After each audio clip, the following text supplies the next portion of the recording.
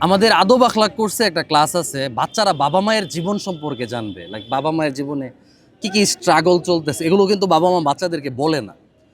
তো বাবা মা কোন পরিবেশে বড় হয়েছে, তাদের জীবনের কিছু ইন্টারেস্টিং ঘটনা, এর দ্বারা যেটা হয় আপনারা বুঝতেই পারতেছেন, বাচ্চারা বাবা মায়ের সাথে এঙ্গেজ হয়।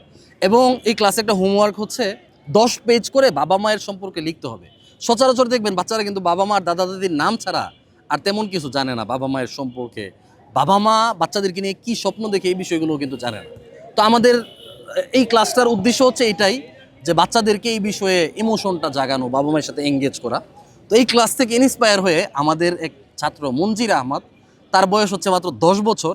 সে তার মায়ের পুরো জীবনী নিয়ে একটা বই লিখছে, 10 অধ্যায়ের। আমার কাছে এত ভালো লাগতেছে বইটা পড়ার পর, এবং আমি ভাবলাম আপনাদের সাথে জিনিসটা শেয়ার করি। তো কি কি লিখছে আমি যদি একটু অল্প স্বল্প করে আপনাদেরকে শিরোনামগুলো পড়ে শোনাই। অধ্যায় 1 হচ্ছে আম্মুর পরিচিতি। আম্মুর আগমনের দিনে তার নানার বাড়িতে কি এনভায়রনমেন্ট হয়েছিল, কে কি খুশি হয়েছিল, ঠিক আছে, সব কিছু সে সুন্দরভাবে সাজায় তুলছে হচ্ছে একদম প্রথম অধ্যায়ের প্রথম জায়গায়। তারপরে আম্মুর জন্ম এবং পরিচয়, ভাই বোনের সাথে আম্মুর সম্পর্ক, আম্মুর শান্ত স্বভাব, পরিবারের ভালোবাসা।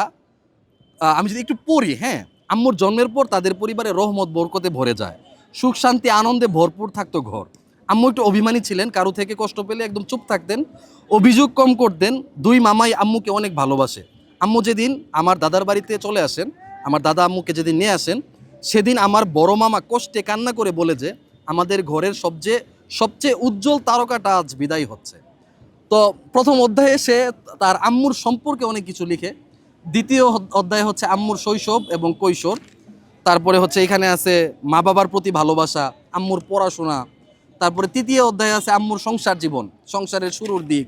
তারপরে দাদা দাদুর সাথে আম্মুর সম্পর্ক, সংসারের প্রতিটি দায়িত্ব, পরিবারের প্রতি দায়িত্ব, পরিবারের সুখে আম্মু।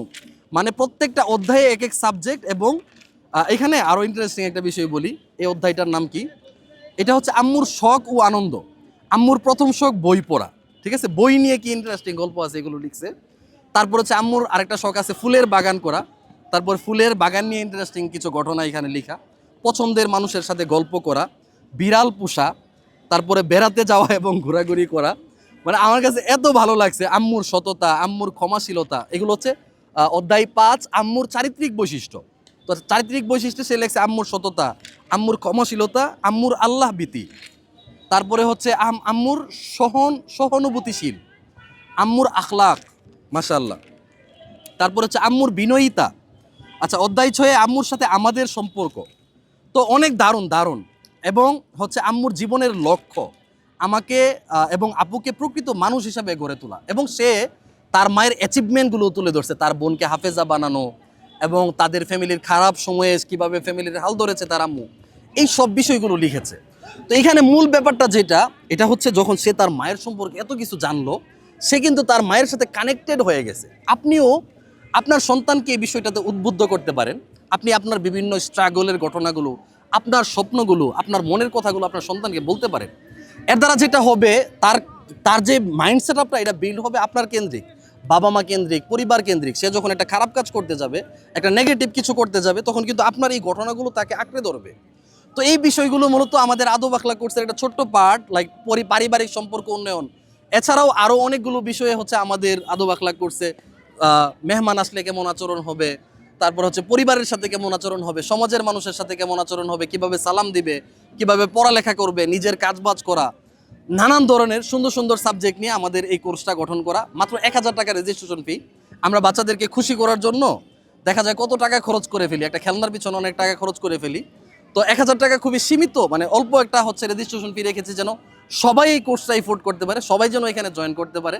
তো আপনাদের যাদের হচ্ছে বাচ্চা কাচ্চার প্রতি একটু সিরিয়াসনেস আছে, আপনারা চান বাচ্চারা পজিটিভ জিনিসের সাথে সম্পৃক্ত থাকুক, আপনারা এই কোর্সটাতে জয়েন করতে পারেন। তো এখন হচ্ছে রেজিস্ট্রেশন চলতেছে, আমি কমেন্ট বক্সে রেজিস্ট্রেশন লিঙ্ক দিয়ে রাখবো, এখান থেকে আপনারা জয়েন করে ফেলেন।